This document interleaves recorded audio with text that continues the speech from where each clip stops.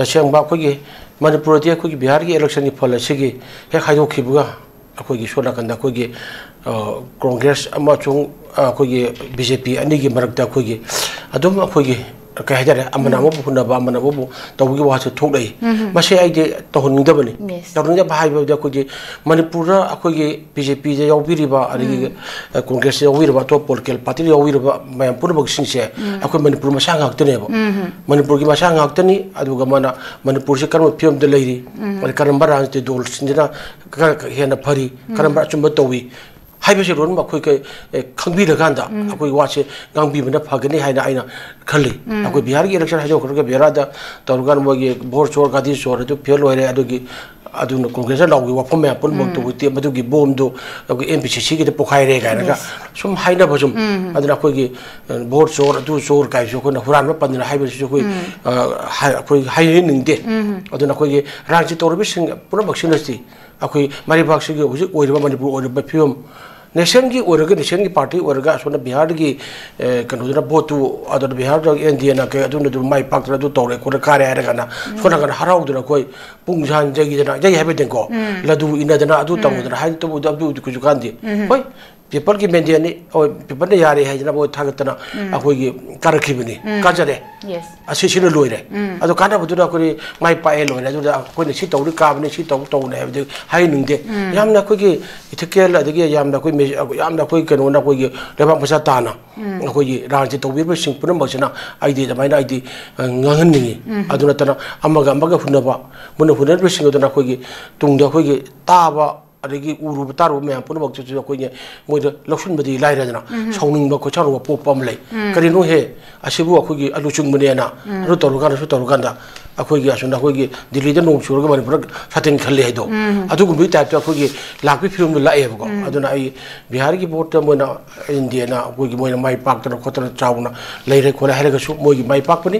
प्रधान यादगी मोय तौरपनि काई अदुगी वादुना दुम लई अदुगा दुम माई पादे पाक हराउदा लैबिरो अदुना तब मणिपुर रोमदसुना पुसलकांदा कोगी हेना खननबा अदगी अम्बा खुननबा अमम तौनरो रोमदा लापचिदि आइजा कोई राज तौबिरबा या मेश्वर ओइनको लेबांग गजा ताना तौहनिंगी अदु हुजु मतम जिरदि आइ जेजिनि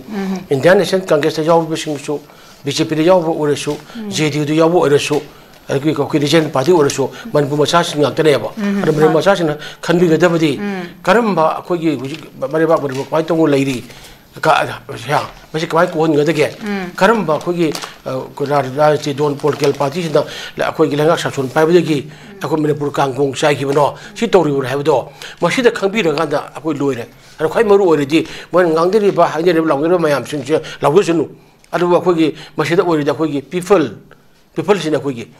माना कोई चैत्र पास सुरका कोई भारत की बहुत था यादा सिटीजन और बहुत थादर गांगु से मसेना करम पॉलिटिकल पार्टी करम मेरेबदा कोना इसागी बोचे पीरगा ना कोना अफबा लगा म ओइगदगे अफबा मेयांगी मुत ओइगदगे खनसियम लगा ओइगदगे हाबिदो पीपल्स दा कोई यामुना खनबा ताई अना मोय ngangjachunu अना nganगसु काय ngangbiganu होज अवाबा नल्लग लैरबा कोई मणिपुरनी अदु मदरा कोई राज्य तौबिरो सिंगचना ने हेक यारी होजी खोंजनबा तासनबा अपन बिक्सक्तम कायदनबा अखोय मतेन उहनबा मिगिना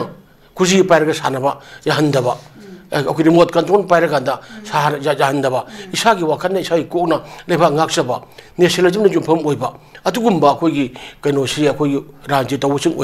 ओइनिंगे अदुना अखोयगी बिहार के दगी अखोय भोट अदुना पाया माया पायरगांदा अदुन इशू मो ओरगांदा पूरा हेता कनागी डिस्कशन खंगदी अम्बा खंगदी मया पुर मकिदा हेता तंगरकपा मकन थीवा अदु आइद फबे हेली अखोय पार्टी हेली नंग हाइदु चुमी नंग लाली अदु या तंगरकपजे अखोयगी इपाई पुगी अबुबने काइरेदो अदुगी फिल्म लेरेबो अदु तोबिगनु अखोयगी इरेबाक्से कन्न बोनसी राजनीति तौबा हाइबसे इसागी नुवाइनबा तौबो ओइनसु खल्ले हाइबजे खनबिगनु लेबाक सेमनबनी तुमकी फ्यूचर जेनरेशन दा बावनो प्रोग्तोरेबनी पॉलिटिकल पार्टी अमगी मतम द लेगा पाइंग त लेबा से चखर बेकरा के थंगलमी है मिबेगे राइट फंडामेंटल ह्यूमन राइट लॉय मक तुमदरा तौबिरमी है मुक्सी है मदु पॉलिटिकल पार्टी है अदुगी पॉलिटिकल पार्टी की मतम लेबा तो कांग खोंग हेक साइदा अदुर यौरम बलेगा शासन पाइर मयाम दो ही इन द हार लो बेसे खंगीदा मोजा मोन हालकते नुवाइदा हाइबरोम दो लेबा मयाम न चथन बिगनु हाइबसिगी दाई थमजगे popular government ama same